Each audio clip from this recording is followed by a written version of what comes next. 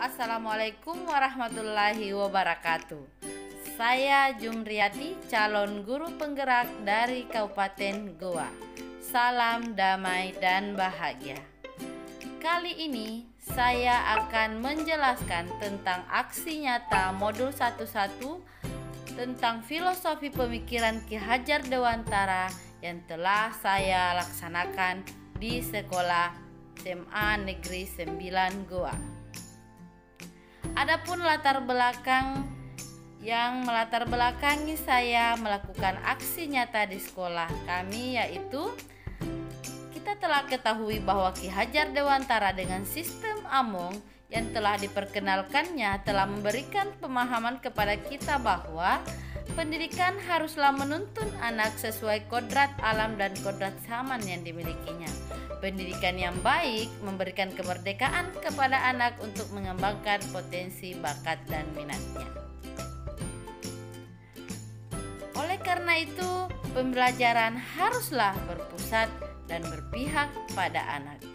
Guru harus memberikan kemerdekaan penuh kepada anak dalam belajar, baik kemerdekaan lahir maupun kemerdekaan batin.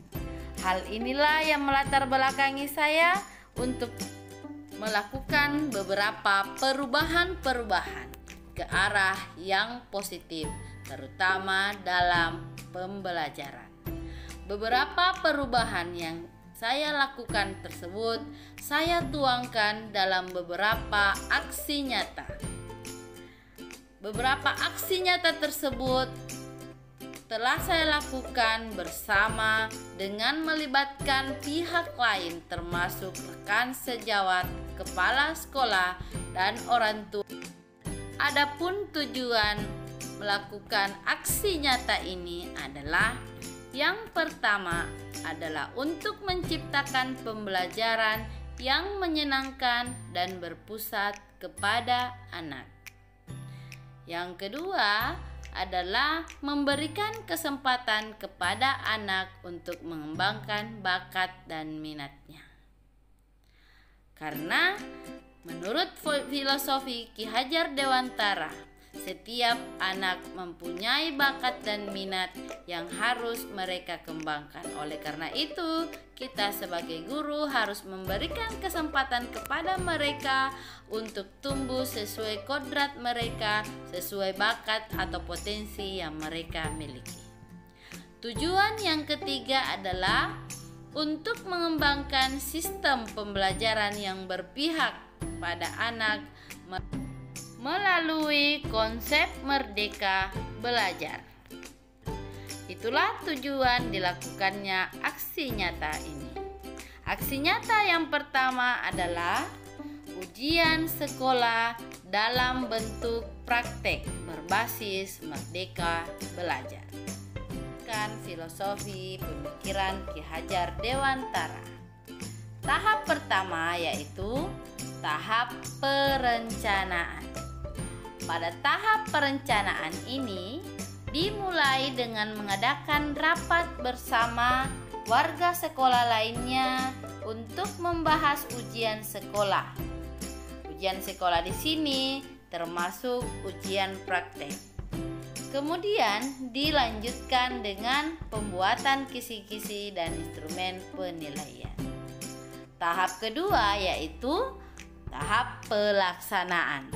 Setelah melakukan tahap perencanaan dengan membuat kisi-kisi dan instrumen penilaian, maka langkah selanjutnya adalah menyampaikan informasi tentang ujian praktek yang akan dilaksanakan kepada siswa yang disampaikan melalui WA grup masing-masing kelas.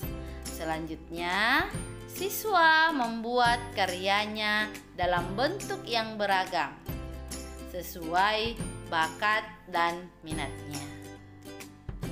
Ada yang membuat dalam bentuk video, ada juga yang membuat dalam bentuk laporan, ada juga yang membuat dalam bentuk infografis dan sebagainya. Pengumpulan karya mereka juga disesuaikan dengan keadaan mereka. ada yang melalui media sosial, dan ada pun yang langsung datang ke sekolah. Disebabkan karena kendala jaringan atau karena kendala keadaan ekonomi yang tidak memungkinkan untuk mengumpulkan karyanya melalui media lainnya. Tentunya dengan tetap memperhatikan protokol kesehatan. Selanjutnya adalah hasil yang diperoleh. Setelah melakukan aksi nyata ini, beberapa hasil yang dapat diperoleh sebagai dampak aksi nyata ini dilakukan di sekolah, yaitu yang pertama, kemampuan pengetahuan dan keterampilan anak atau peserta didik semakin meningkat. Hasil yang kedua adalah pembelajaran lebih bermakna dan berpihak kepada anak. Pembelajaran dikatakan lebih bermakna dan berpihak kepada anak karena melalui ujian sekolah yang diberikan, anak-anak diberi kebebasan untuk berkarya, mengembangkan potensi, bakat, dan minatnya sesuai keinginan dan sesuai keadaan, begitupun sesuai dengan bakat dan minat yang dimilikinya.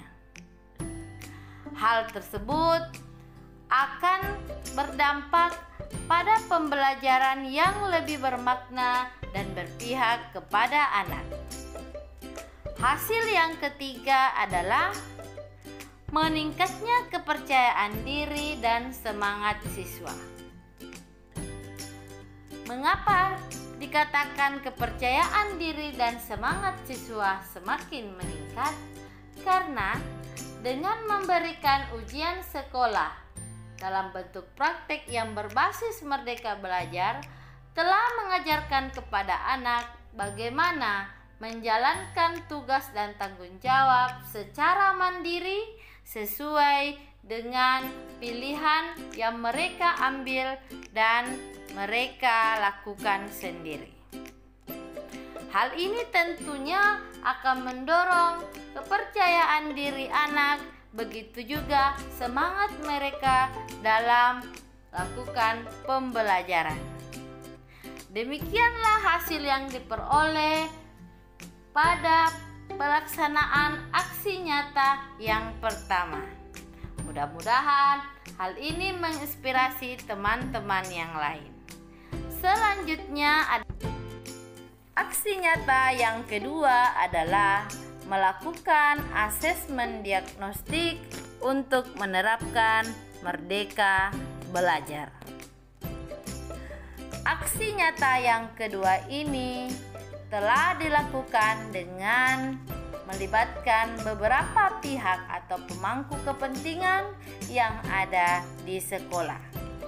Beberapa pihak yang terlibat adalah kepala sekolah, guru ataupun rekan sejawat, kemudian tenaga kependidikan termasuk tata usaha, pihak keamanan, dan sebagainya. Begitu juga pihak orang tua atau komite sekolah. Pihak-pihak inilah yang diajak berkolaborasi untuk kesuksesan aksi nyata ini. Aksi nyata ini dimulai dengan tahap perencanaan. Tahap perencanaan diawali dengan berdiskusi dengan beberapa rekan sejawat. Pada tahap inilah saya menyampaikan inisiatif dan ide program saya kepada pihak-pihak yang lain, dalam hal ini rekan sejawat yang ada di sekolah saya sendiri. Kemudian tahap ini dilanjutkan dengan membuat instrumen dan mempersiapkan bahan diskusi dengan peserta didik. Pada tahap ini saya membuat instrumen wawancara untuk saya gunakan nantinya ketika saya melakukan wawancara dengan orang tua dan siswa itu sendiri. Selanjutnya, pada tahap pelaksanaan, peserta didik diundang ke sekolah sebanyak 5-10 orang per hari.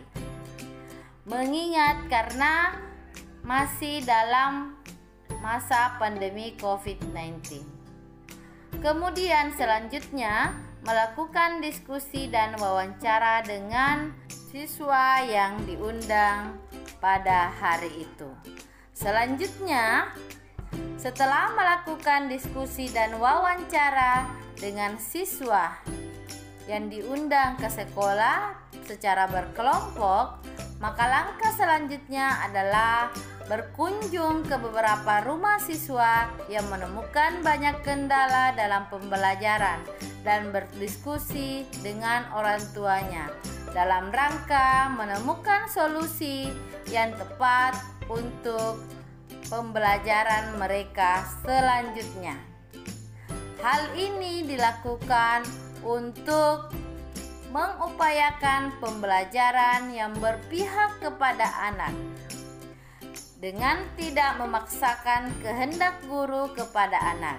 Sistem pembelajaran yang diambil diupayakan dapat terjadi dengan mengutamakan kepentingan anak dan keadaan anak itu sendiri.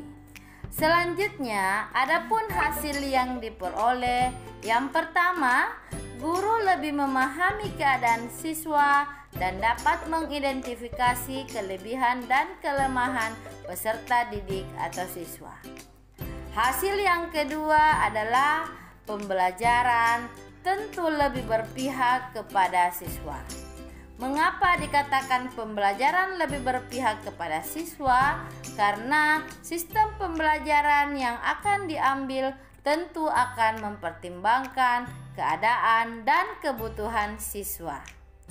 Adapun hasil yang ketiga adalah sistem pembelajaran yang diambil lebih bersifat demokratis.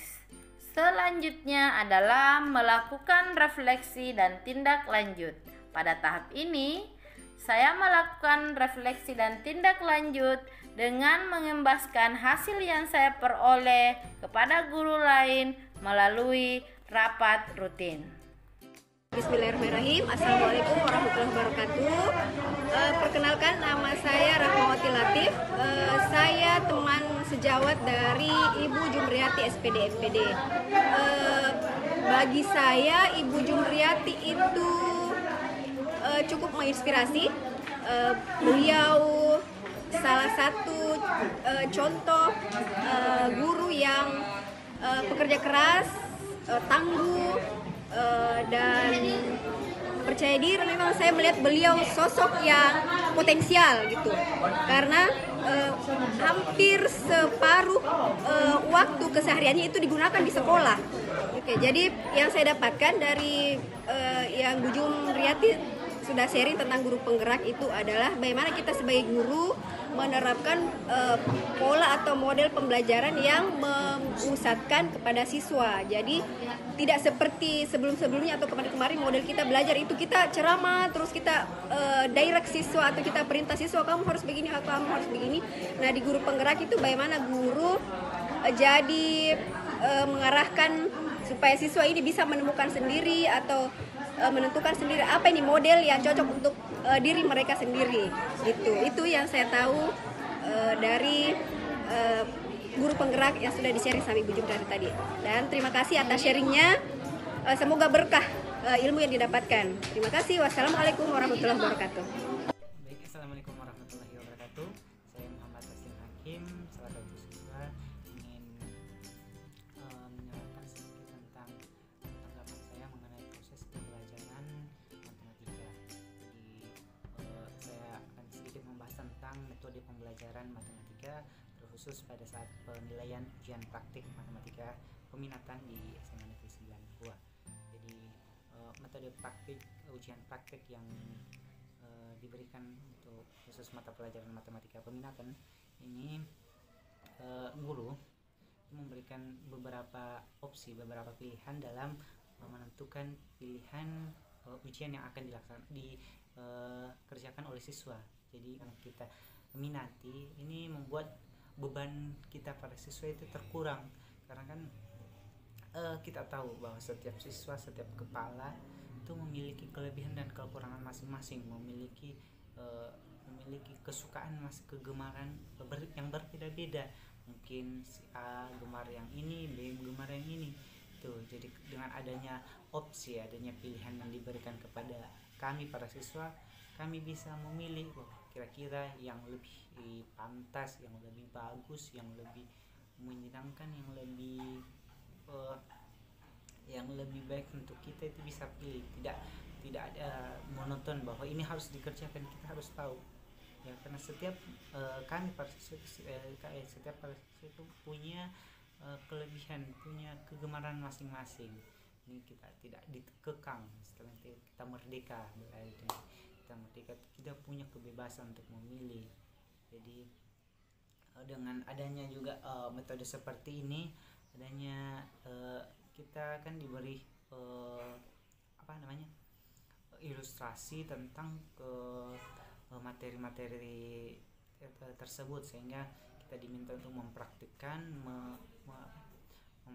ilustrasi tersebut. Jadi dengan mempraktikkan ilustrasi metode seperti ini pun kita bisa meningkatkan ide-ide masing-masing, ide kreativitas kita para siswa. Nah, kita harus berpikir, kita harus mengolah kreativitas kita, bagaimana cara kita untuk bagaimana memilih untuk menyelesaikan tugas yang diberikan kepada guru, sehingga kita bisa menyelesaikan, kami para siswa dengan senang hati, sekaligus melatih kreativitas dan tidak membuat kami para siswa jenuh dan bosan. Sehingga saya rasa metode ini sangat efektif yang digunakan para guru untuk memberikan tugas-tugas kepada kami. Baik, terima kasih. Assalamualaikum warahmatullahi wabarakatuh.